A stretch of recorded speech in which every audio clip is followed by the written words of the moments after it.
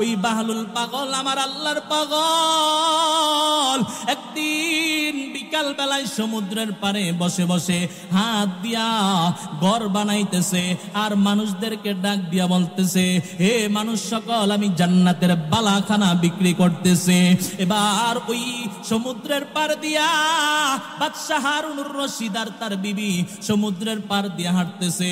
হঠাৎ করে বাহলুলের কাছে চলে আসছে। বাহলুলের কাছে আইসা শুনতেছে বাহলুল জান্নাতের বালাখানা বিক্রি করতেছে। এবার ওই জায়গায় দাঁড়ায় বাদশাহ হারুনুর রশিদ ডাক দিয়া বলতেছে, বাহলুল কি করতেছ? বাহলুল ডাক দিয়া বলতেছে, দেখেন আমি জান্নাতের বালাখানা বিক্রি করতেছি। এবার বাদশাহ হারুনুর রশিদের বিবি ডাক দিয়া বলে, আমি একটা বালাখানা ক্রয় করে নেই। এবার বাদশাহ হারুনুর রশিদের বিবি ডাক দিয়া বলে, বাহলুল একটা বালাখানা জান্নাতের কিনতে কত আনা লাগবে, কত টাকা লাগবে? ওই বাহলুল জানায়া দিল, 1 আনা হলেই চলবে। 1 আনা দিয়া বাহলুলের বিবি একটা জান্নাতের বালাখানা ক্রয় করে। এবার দুইজন বাদশা আর তার বিবি চলে গেছে। কিছু দূর যাওয়ার পর বাহলুল জান্নাতের ঘোষণা দিয়া দিয়া ওই বালাখানাগুলো বিক্রি করতেছে। বাদশাহ হারুনুর রশিদ তার বিবিকে ডাক দিয়া বলতেছে, আর বুঝি তুমি কাজ পাও নাই? ওই পাগল থেকে 1 আনা দিয়া জান্নাতের বালা কিনে ফেলছ, এটা কিভাবে সম্ভব? এবার বাদশাহ হারুনুর রশিদ আর তার বিবি দুজনে ঘরে চলে গেছে। রাত্রি বেলায় ঘুমের ঘরে যখন চলে গেছে, বাদশাহ হারুনুর রশিদ স্বপ্ন যুগে দেখতেছে কিয়ামতের ময়দান কায়েম হয়ে গেছে। কিয়ামতের ময়দান কায়েম হওয়ার পর যারা জান্নাতি আল্লাহ তাদেরকে জান্নাত দিয়া দিছে। বাদশাহ হারুনুর রশিদ জান্নাতের ভিতরে ঢুকছে। দুইকা যাইতে যাইতে একেবারে এমন একটা জায়গা গেছে, যায় দেখে সুন্দর একটা প্রাসাদ, সুন্দর একটা ঘর, সুন্দর একটা বিল্ডিং, জান্নাতি বালাখানা রেডি করা। ওই জান্নাতি বালাখানার ভিতরে ঢুকতে যাবে, দারোয়ান তাকে বললেন যে এখানে ঢোকা যাবে না। বলে কেন? বলে দেখো এটা কার নাম লেখা? বলে এখানে লেখা জুবাইদা। বাদশাহ হারুনুর রশিদ ডাক দিয়া বলতেছে, এটা তো আমার বিবির নাম, আমার বিবির নামে একটা বালাখানা। এবার ওই দারোয়ান ডাক দিয়া বলতেছে, তোমার বিবির বালাখানা তোমার বিবির জন্যই বরাদ্দ, তোমাকে এখানে ঢুকতে দেওয়া যাবে না। এটা কোনো দুনিয়া না, এটা জান্নাতের ঘর। এই জান্নাতের ঘর যার জন্য নির্মাণ করা হয় ওই ব্যক্তিটাই জান্নাতের ঘর পাবে।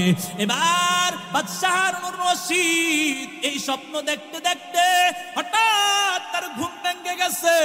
বাদশাহ হারুনুর রশিদ ওই যে গতকাল যেই ঘটনা ঘটছে এটার স্মরণ নাই। বিবিকে ডাক দিয়ে বলতেছে, ও আমার প্রাণের বিবি, আমি আজকে স্বপ্নে দেখলাম তোমার জন্য সুন্দর করে একটা বালাখানা জান্নাতের ভিতরে রেডি করা। বিবি তুমি আমাকে বলো এমন কোন আমল করেছ যেই আমলের কারণে আল্লাহ তোমার জন্য স্পেশাল একটা জান্নাতের বালাখানা বানায় রাখছে। ওই বালাখানা আমারও পছন্দ হয়েছে, আমারও ঢুকতে মন চাইছে, কিন্তু দারোয়ান ফেরেশতা আমাকে ঢুকতে দেয় নাই। এবার বিবি চিন্তা করতেছে কি এমন আমল করছে যার কারণে আল্লাহ তার জন্য জান্নাতি বালাখানা রেডি করে রাখছে। বিবি চিন্তা করতেছে, গতকালকের ঘটনার স্মরণ নাই।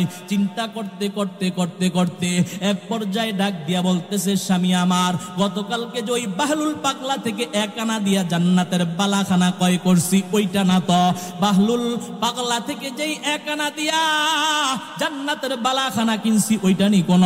এবার বাদশাহ হারুনুর রশিদ ডাক দিয়া বলতেছে, হ্যাঁ বিবি, ওইটাই ওইটাই ওইটা, ওই যে তুমি 1 আনা দিয়া জান্নাতের বালাখানা ক্রয় করছো, এই জন্যই আল্লাহ তোমার জন্য জান্নাতে একটা বালাখানা বানায় রাখছে।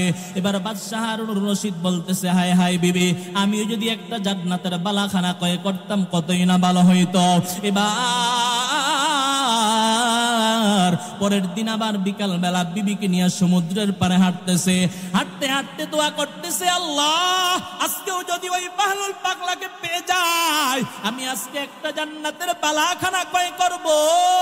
হাঁটতে হাঁটতে হাঁটতে হাঁটতে এক পর্যায়ে বাহলুল পাগলাকে পেয়ে গেছে। এবার বাহলুল পাগলা ওই গতকালকের মতো হাত দিয়ে আঁকতেছে আর বলতেছে, কার কার জান্নাতের বালাখানা লাগবে আমার কাছে আসো, আমি জান্নাতের বালাখানা বিক্রি করতেছি। এবার বাদশাহ হারুনুর রশিদ ডাক দিয়া বলতেছে, আমাকে একটা বালাখানা দাও। এবার বাহলুল পাগলা ডাক দিয়া বলতেছে, বালাখানা কিনতে হলে আজকে আমাকে বাগদাদের অর্ধেক রাজত্ব দেওয়া লাগবে।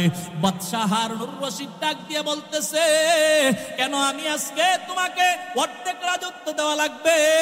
কালকে তো এক আনাই তুমি জান্নাতের বালাখানা বিক্রি করছো। ওই বাহলুল পাগলা ডাক দিয়া বলতেছে, গতকালকে তোমার বিবি এক আনা দিয়া জান্নাতের বালাখানা ক্রয় করছে, এটা দেখে নাই, না দেখে বিশ্বাস করে করে সে জান্নাতের বালাখানা কিনছে। আজকে তো তুমি দেখে আসছো। বলে কেমনে দেখছি? বলে তুমি স্বপ্ন যুগে দেখছো, এই জন্য আজকে তুমি জান্নাতের বালাখানা কিনতে আসছো। আল্লাহু আকবার। दुनिया में हो दुनिया का तलबगार न हो, दुनिया में हो दुनिया का तलबगार न हो, बाजार से गुजर हो खरीदार न हो, जिंदगी में बंदगी तो कार न हो, जिंदगी में बंदगी तो कार न हो, जिंदगी में बंदगी शर्मिंदा है, जिंदगी में बंदगी शर्मिंदा है। আলহামদুলিল্লাহ, আল্লাহ তাআলার দরবারে লাখো কোটি শুকরিয়া যে মহান রব্বুল আলামিন আজ নূরে মদিনা তাহফিজুল কোরআন মাদ্রাসার উদ্যোগে এলাকার সকল কবরবাসীদের মাগফিরাত কামনায় চতুর্থ বার্ষিক ওয়াজ দোয়ার মাহফিলে, আজকের মাহফিলে আমরা আসতে পারছি, বসতে পারছি, এই জন্য সকলে শুকরিয়া আদায় করি, বলি আলহামদুলিল্লাহ। আরো জোরে বলি আলহামদুলিল্লাহ। লক্ষ কোটি দুরুদ সালাম বর্ষিত হোক যিনি সর্বশ্রেষ্ঠ ও সর্বশেষ নবী আকায়ে নামদার তাজদারে মদিনা ইমামুন নবিয়্যিন ওয়াল মুরসালিন শাফিউল মুজনাবিন রাহমাতুল লিল আলামিন হযরত মুহাম্মদুর রাসূলুল্লাহ সাল্লাল্লাহু আলাইহি ওয়াসাল্লামের উপর। ভাইরা আমার, আমি আপনাদের সামনে কালামুল্লাহ শরীফ থেকে একখানা আয়াত তেলাওয়াত করেছি। আল্লাহ রাব্বুল আলামিন বলেন, আলা ইন্না আউলিয়া আল্লাহ আউলিয়া আল্লাহি লা খাউফুন আলাইহিম ওয়ালা হুম ইয়াহজানুন। আল্লাহ রাব্বুল আলামিন জানায় দেয়, আলা সাবধান সাবধান শুনিয়া লাও, ইন্না আউলিয়া আল্লাহ, নিশ্চয় যারা আল্লাহর বন্ধু হয়ে যায়, নিশ্চয় যারা আল্লাহর পাগল হয়ে যায়, নিশ্চয় যারা আল্লাহর সাথে কানেক্ট করে নেয়, নিজেকে আল্লাহর সাথে কানেক্ট করে নেয়, সম্পর্ক করে নেয়, আমার আল্লাহ জানায় দেয়, যেই ব্যক্তি আল্লাহর ওয়ালি হয়ে যায়, আল্লাহর বন্ধু হয়ে যায়, আল্লাহ জানায় দেয় লা খাউফুন আলাইহিম ওয়ালা হুম ইয়াহজানুন। ওই ব্যক্তিটার দুনিয়ার জমিনে কোনো ভয় নাই, চিন্তা নাই, আখিরাতের জমিনেও তার কোনো চিন্তা নাই, ভয় নাই। আমার আল্লাহ জানায় দেয়, আল্লাযীনা আমানু ওয়া কানু ইয়াত্তাকুন, যারা ঈমান এনেছে, যারা ঈমান এনেছে এবং মুত্তাকি হয়েছে এবং তাকওয়া অর্জন করেছে, তারাই হলো আল্লাহর ওলি। সুবহানাল্লাহ। আল্লাহর ওয়ালি হওয়ার জন্য দুইটা গুণ শর্ত। এক নাম্বার শর্ত হলো ঈমান আনা লাগবে, দুই নাম্বার শর্ত তাকওয়া অর্জন করা লাগবে। বান্দা তাকওয়া কাকে বলে? আমার আল্লাহ বলে তাকওয়া হচ্ছে ওই ব্যক্তিটার ভিতরে চলে আসছে, তাকওয়া হচ্ছে ওই জিনিসের নাম, তাকওয়া হচ্ছে ওই বিষয়টার নাম যার দিলে আমার আল্লাহর ভয় চলে আসছে।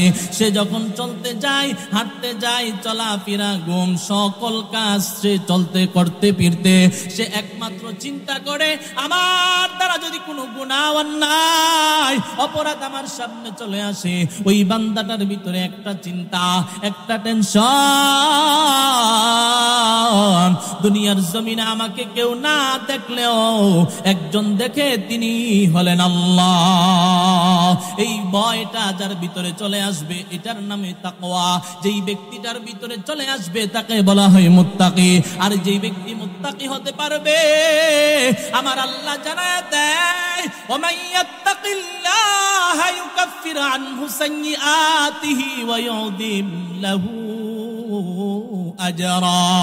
যেই ব্যক্তির ভিতরে আল্লাহর ভয় চলে আসবে, যে আল্লাহকে ভয় করবে, আল্লাহ বলে আমি আল্লাহ তার জীবনের গুনাহগুলো মাফ করে দেব। এর নবীর উম্মতের দল, এর নবীর আশিকের দল, যুগে যুগে আল্লাহর ওলিরা চলে গিয়েছে। আল্লাহর ওলিরা কেমন? আল্লাহর পাগল। এক আল্লাহর ওলি ছিল বাহলুল পাগল, তাকে সবাই পাগল বলে ডাকতো। ওই বাহলুল পাগল দুনিয়ার পাগল না, সে হলো আখিরাতের পাগল। কেমন আখিরাতের পাগল? বাহলুল পাগল আল্লাহর জন্য এত পাগল, আল্লাহর জন্য এত দেন খেয়াল, আল্লাহর জন্য এত পাগল। কবরের কাছে গিয়া গিয়া, কবরস্থানে গিয়া গিয়া বাহলুল পাগল সব সময়, দিন নাই রাত্র নাই, ওই কবরের কাছে গিয়া বসে থাকে। বাদশাহ হারুনুর রশিদ, ওই জামানার বাদশাহ হারুনুর রশিদ একদিন কবরস্থানের পাশ দিয়া যাইতেছে, দেখতেছে ওই পাগলা বাহলুল কবরস্থানের কাছে বসে বসে সেখানে অবস্থান করতেছে। কখনো কবরস্থানে গর্ত হয়ে যায়, ওই গর্তের ভিতরে পা ঢুকায়া বসে থাকে। এবার বাদশাহ হারুনুর রশিদ ডাক দিয়া বলতেছে, এরে বাহলুল পাগল, এখনো তুই ভালো হইলি না? কবরের কাছে বসে বসে কি লাভ তোমার? বাহলুল পাগল জানায়া দেয়, বাদশা শুনিয়া লাও, আমি এমন একটা অবস্থানে অবস্থান করতেছি, এমন একটা জনপদে আসছি, যেই জনপদের ভিতরে এই কবরবাসী কাউকে কোনো কষ্ট দেয় না, এই কবরবাসী কাউকে কোনো কষ্ট দেয় না। এইখানে আমি এই জন্য বসে আছি, আমার আপনার দুনিয়ার জমিনে আমি আপনি কেউই থাকতে পারবো না, কবরটা আসল ঠিকানা। কবি বলেন, দুনিয়া হাম সব মুসাফির হ্যায়, কবর আখের ঠিকানা। উই আগে রওয়ানা, উই পিছে রওয়ানা। দুনিয়াতে আমরা সবাই মুসাফির, 2 দিনের জন্য এই দুনিয়ায় আসলাম, কবর আমাদের আসল ঠিকানা। ওই কবরে কেউ আগে যায়, কেউ পিছনে যায়, কেউ সামনে যায়, কেউ পরে যায়, কিন্তু কবরে যাওয়াই লাগবে, কবর থেকে রক্ষা পাওয়া যাবে না। আমার আপনার মরতেই হবে, মরণ থেকে বাঁচা যাবে না। মরণ থেকে যত পালাও, মরণ তোমায় নিবে গিরি। যদিও শুধু আকাশ পানে লুকাও, লাগিয়ে সেতাই সিঁড়ি, নদী পথে নৌকা চালাও, ওহে মাঝি ভাই, বেলা ডুবার আগে আমি ও পার উঠতে চাই। ডুবে গেলে বেলা তো আর উঠে না, ভেঙে গেলে মেলা তো আর জমে না। নদীর এই কুল ভাঙ্গে ওই কুল ঘরে, এই তো নদীর খেলা। সকাল বেলার ধনীর তুই ফকির সন্ধ্যা বেলা। দল, এরে নবীর আশিকের দল, দুনিয়ার জমিনে আমি আপনি কেউই থাকতে পারবো না।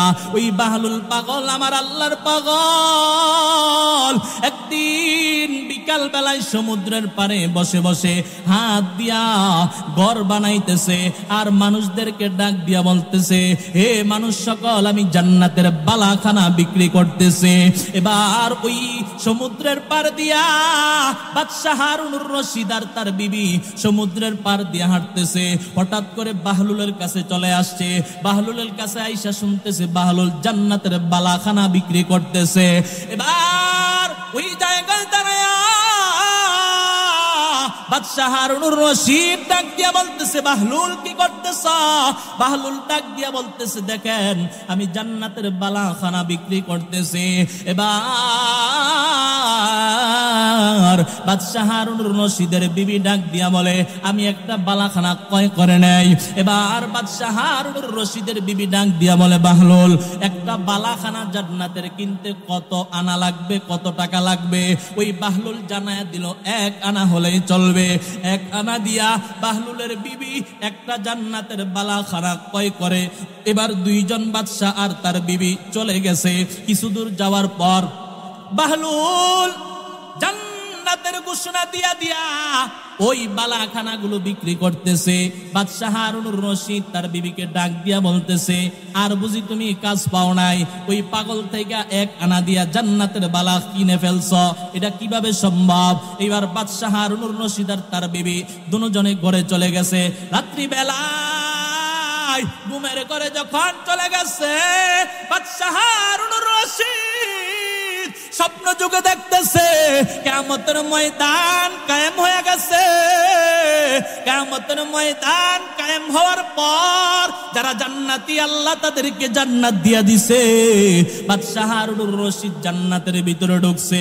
2 কাজ যাইতে যাইতে একেবারে এমন একটা জায়গা গেছে, জায়গা থেকে সুন্দর একটা প্রাসাদ, সুন্দর একটা ঘর, সুন্দর একটা বিল্ডিং, জান্নাতি বালাখানা রেডি করা। ওই জান্নাতি বালাখানার ভিতরে ঢুকতে যাবে, দারোয়ান তাকে বললেন যে এখানে ঢোকা যাবে না। বলে কেন? বলে দেখো এটা কার নাম লেখা? বলে এখানে লেখা জুবাইদা।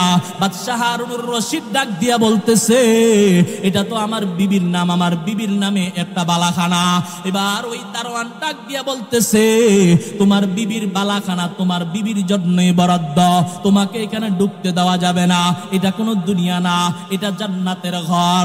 এই জান্নাতের ঘর যার জন্য নির্মাণ করা হয় ওই ব্যক্তিটাই জান্নাতের ঘর পাবে। এবার বাদশাহ হারুনুর রশিদ এই স্বপ্ন দেখতে দেখতে হঠাৎ তার ঘুম ভেঙে গেছে।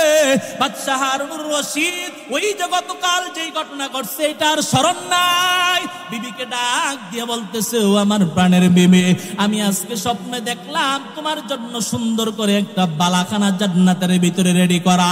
বিবি তুমি আমাকে বলো এমন কোন আমল করেছ যেই আমলের কারণে আল্লাহ তোমার জন্য স্পেশাল একটা জান্নাতের বালাখানা বানায়া রাখছে?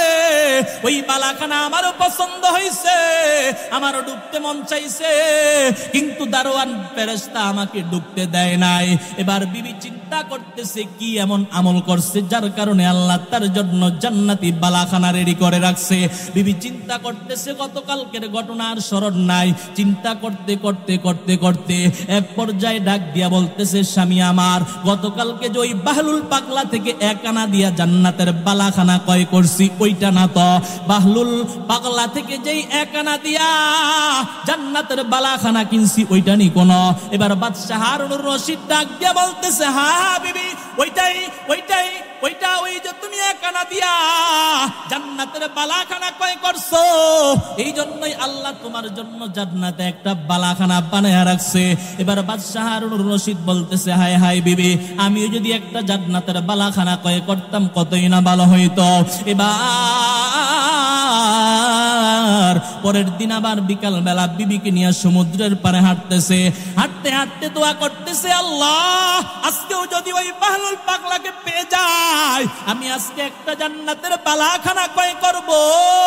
হাঁটতে হাঁটতে হাঁটতে হাঁটতে এক পর্যায়ে বাহলুল পাগলাকে পেয়ে গেছে। এবার বাহলুল পাগলা ওই গতকালকের মতো হাত দিয়ে আঁকতেছে আর বলতেছে কার কার জান্নাতের বালাখানা লাগবে আমার কাছে আসো, আমি জান্নাতের বালাখানা বিক্রি করতেছি।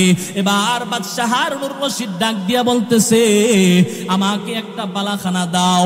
এবার বাহলুল পাগলা ডাক দিয়া বলতেছে বালাখানা কিনতে হলে আজকে আমাকে বাগদাদের অর্ধেক রাজত্ব দেওয়া লাগবে। বাদশাহ হারুনুর রশিদ ডাক দিয়া বলতেছে কেন আমি আজকে তোমাকে অর্ধেক রাজত্ব দেওয়া লাগবে? কালকে তো 1 আনাই তুমি জান্নাতের বালাখানা বিক্রি করছো।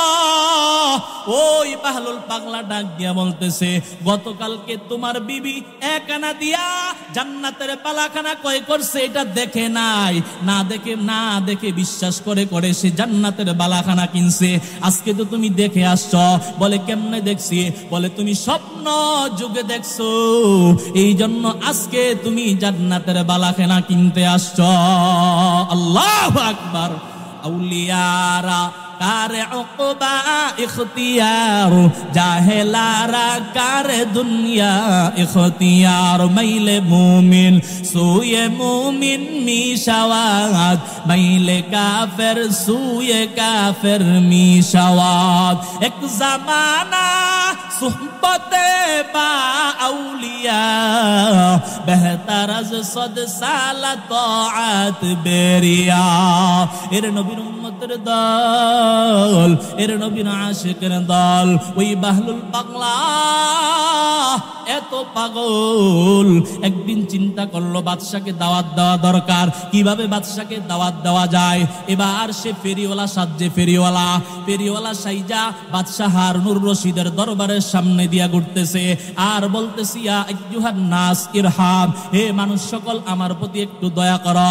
আমি এমন একটা জিনিস বিক্রি করি, ইন তাশতারি হালাক ওয়া ইল্লাম তাশতারি হালাক, যদি তোমরা ক্রয় করো তবুও ধ্বংস হয়ে যাবে, আর যদি তোমরা ক্রয় না করো তারপরও ধ্বংস হয়ে যাবে।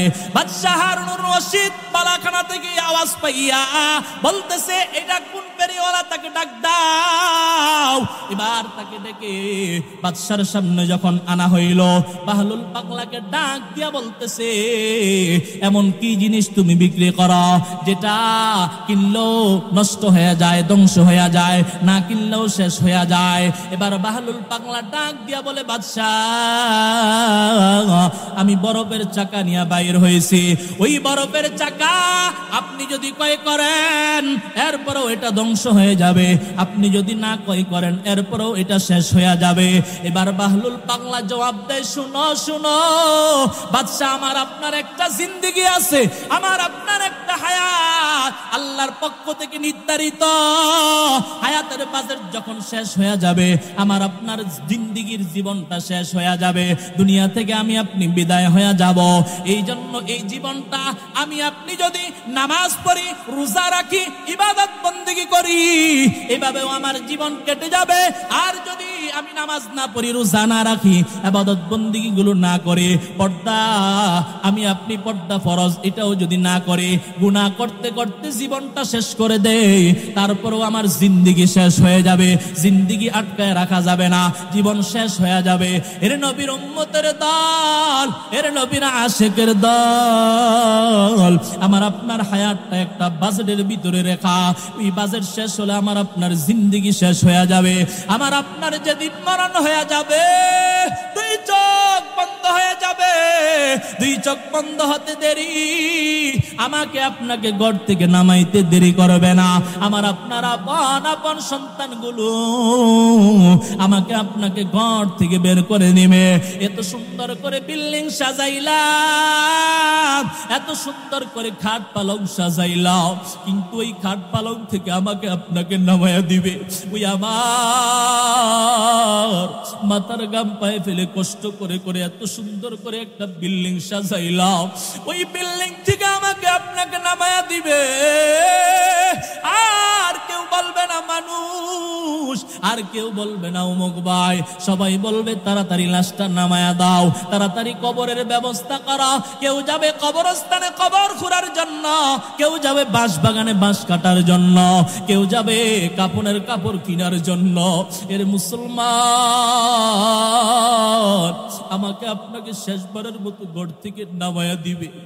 স্ত্রীও কাঁদবে, আমার স্বামী নাই, সন্তানও কাঁদবে, আমার বাবা নাই, আমার বাবা চিরদিনের জন্য বিদায় হয়ে গেছে। আর কে আমাদের জন্য মজা নিয়ে আসবে? আর কে কাকে আমরা আব্বু বলে ডাক দিব? এরপরেও সন্তান বলবে না আমার আব্বাকে ঘরে রাখো, আমার আব্বাকে নিও না। বিবি বলবে না আমার স্বামীকে ঘরে রাখো, আমার স্বামীকে বাইর কইরো না। এরপরেও সবাই বলবে তাড়াতাড়ি লাশটা ঘর থেকে নামায়া দাও। কিছুক্ষণ পর আমার আপনার বড়ই পাতা দিয়া সুন্দর করে এবার গোসল করাবে, শেষবারের মতো গোসল। আমি আপনি গোসল করলাম, কত গোসল, কিন্তু শেষবারের মতো আমাকে আপনাকে এমন একটা গোসল করানো হবে যেই গোসল আমি আপনি হাত পাও নাড়াইতে পারি না, কিছুই করতে পারি না, অন্যজন আমাকে শেষবারের মতো বিদায়ের গোসল করাইয়া দিবে। এই বিদায়ের গোসল করাইয়া সাদা 3টা কাপড়ে পেছাইয়া আমাকে আপনাকে খাটের উপর শোয়াইয়া শেষবারের মতো এমন একটা গাড়ি দিয়ে আমাকে আপনাকে নিয়ে যাবে যেই গাড়ির কোনো চাকা নাই, যেই গাড়ি মানুষ কাঁধে করে করে নিয়ে যায়। এই শেষ গাড়িটা আমার আপনার সবার জন্য অপেক্ষা করতেছে।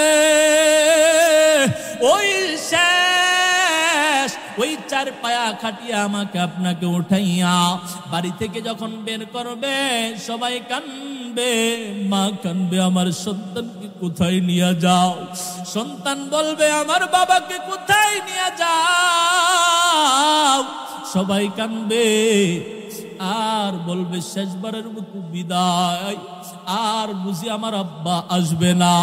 এবার লাশটা নিয়া আমাকে আপনাকে শেষবারের মতো জানাজা পড়াইয়া এবার আমার আপনার আপন লোকগুলা, নিজের সন্তান, নিজের ভাই, নিজের আত্মীয় স্বজন সবাই আমাকে আপনাকে নিয়ে কবরস্থানের দিকে চলবে।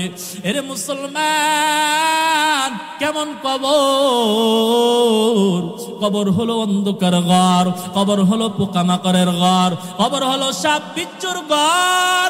আমার নবী জানায় দেয় কবরে গুনাহ নিয়ে যদি যাও, অপরাধ নিয়ে যদি দাও, ওই কবরটার ভিতরে আলো নাই, বাতাস নাই, সাথী নাই, সঙ্গী নাই, বন্ধু নাই, বান্ধব নাই। ওই কবরটার ভিতরে আমাকে আপনাকে যখন ঢুকানো হবে, কবরের 2 পাশের মাটির চাপ পাঁজরের হাড়গুলো ভেঙে চুরমার হয়ে যাবে। 1টা নয়, 2টা নয়, 70 থেকে 99টা সাপ এসে কামড়াবে। ওই সাপগুলো এত বড়, এত বিষাক্ত, আমার নবী জানায় দেয় ওই সাপগুলোর কোনো একটা যদি দুনিয়ার জমিনে একটু নিঃশ্বাস ফেলে আর কোনোদিন গাছ তৃণলতা পৃথিবীতে কিছুই জন্মাবে না।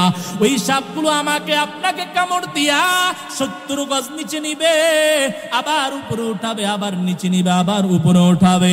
ফজরের নামাজ না পড়ার কারণে বান্দা জোহর পর্যন্ত সাপ কামড়াইতে থাকবে, জোহরের নামাজ না পড়ার কারণে আসর পর্যন্ত সাপ কামড়াইতে থাকবে, আসরের নামাজ না পড়ার কারণে বান্দা মাগরিব পর্যন্ত সাপ কামড়াইতে থাকবে, মাগরিবের নামাজ না পড়ার কারণে এশা পর্যন্ত সাপ কামড়াইতে থাকবে, এশার নামাজ না পড়ার কারণে ফজর পর্যন্ত সাপ কামড়াইতে থাকবে।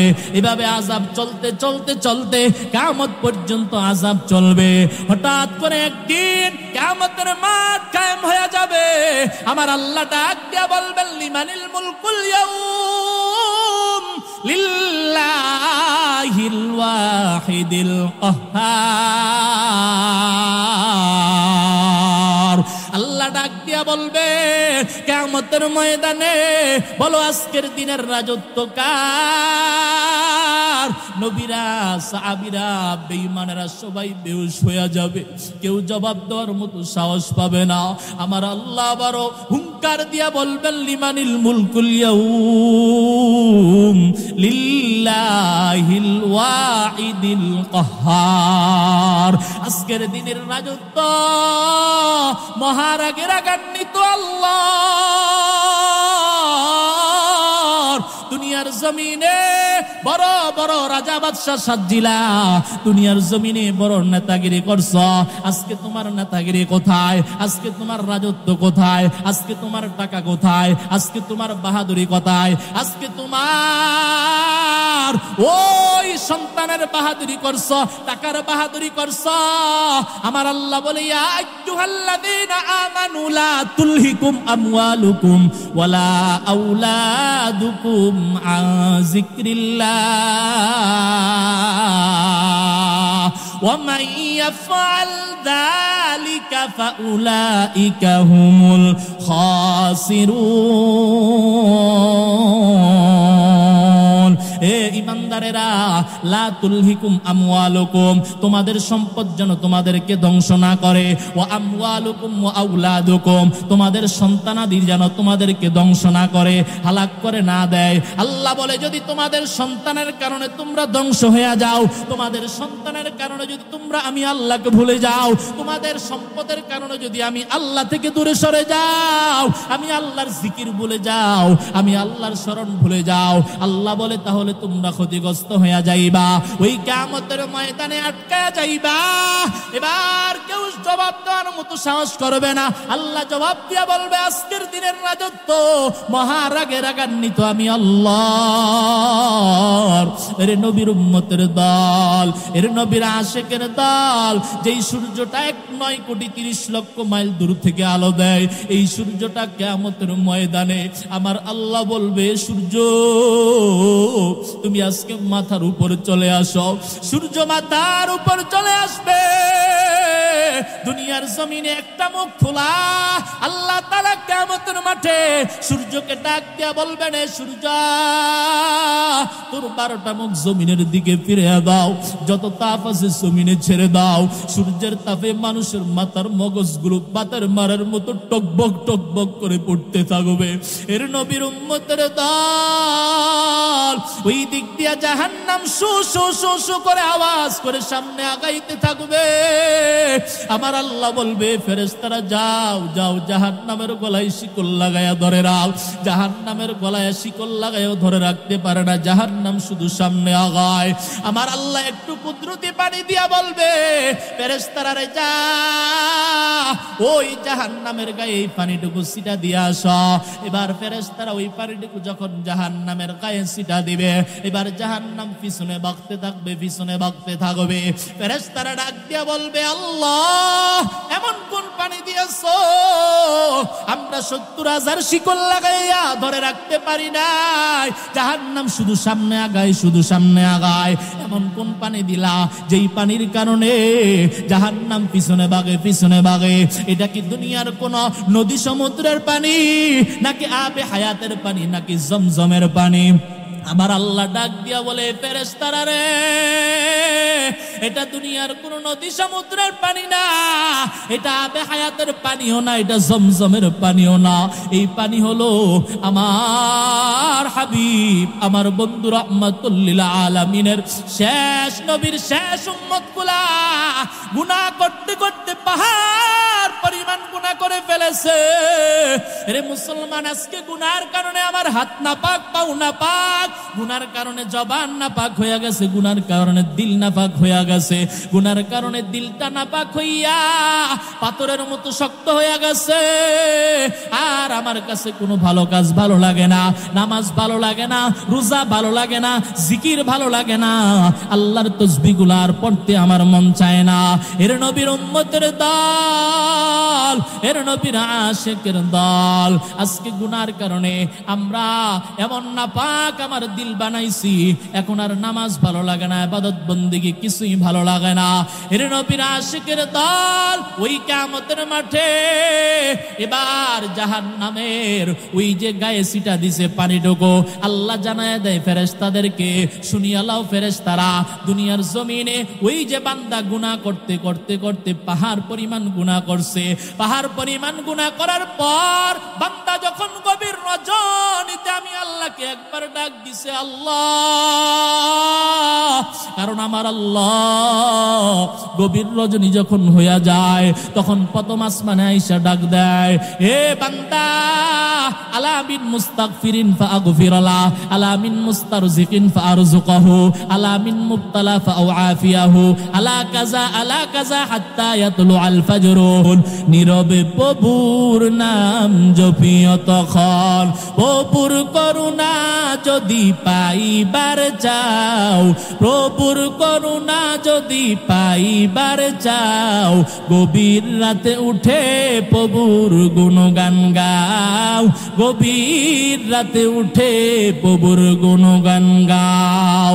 এ মুসলমান ইমানদার আল্লাহর গোলাম, আল্লাহ তাআলা গভীর রজনীতে আয়েশা ডাকে বান্দা কারো গুনাহ ক্ষমা প্রার্থনা দরকার আছে কিনা, আমি আল্লাহর কাছে ক্ষমা ক্ষমা চাও, আমি আল্লাহ ক্ষমা করে দিব। কারণ ওই সম্পদের প্রয়োজন আছে কিনা, আমার কাছে সম্পদ চাও, আমি তোমাকে সম্পদ দিয়া দেব। হে মুসলমান ইমানদার আল্লাহর গোলাম, ওই কিয়ামতের মাঠে জাহান্নামের গায়ে যে পানিটুকু ছিটা দিছে, আমার আপনার আল্লাহকে মহব্বতের সাথে যে ডাক দিছি, ওই ডাক দিয়ে একটু চোখের পানি ছাড়ছি, ওই চোখের পানি ছাড়ার কারণে আল্লাহ বলে ওই চোখের পানিগুলো আমি আল্লাহ জমা করে করে ফেরেশতারা আজকে তোমাদের হাতে দিলাম, আর ওই পানির মাধ্যমে আমি আল্লাহ জাহান্নামকে দূরে সরাইলাম। সুবহানাল্লাহ। এই জন্য আল্লাহ বলেন ফালইয়াদহাকু কলিলা ওয়ালইয়াবকু কাসীরা, বেশি বেশি কাঁদো, বেশি বেশি কান্না করো, অল্প হাসো, অল্প হাসো। আমার রাসূল জানায়া দেয় আবকু ফাইল্লাম তাবকু ফাতাবাকু, কাঁদো কাঁদো, যদি কান্না না আসে কান্নার ভান করো। হে মুসলমান, আজকে আমরা আমাদের ঐতিহ্য ভুলে গেছি, আজকে আমরা আমাদের আসল মালিককে ভুলে গেছি। আমার আল্লাহ বলে আলাম ইয়ালিল্লাযিনা আমানু আন তাখশা কুলুবুহুম লিযিকরিল্লাহ। হে মুমিন ইমানদার, এখনো কি তোমার সময় হয় নাই আমি আল্লাহর স্মরণে? এখনো কি তোমার দিলটা নরম হয় নাই? এখনো কি তোমার নামাজ পড়ার সময় হয় নাই? এখনো কি তোমার জিকিরের সময় হয় নাই? এখনো কি তোমার রোজা রাখার সময় হয় নাই? এখনো কি আমি আল্লাহর দিকে তওবা করার সুযোগ আসে নাই? তোমার বয়স 60 হয়ে গেছে, 70 হয়ে গেছে, 90 বছরের বুড়া হয়ে গেছো, এখনো তুমি দুনিয়ার ধান্দায় পড়ে আছো। হায় আফসোস।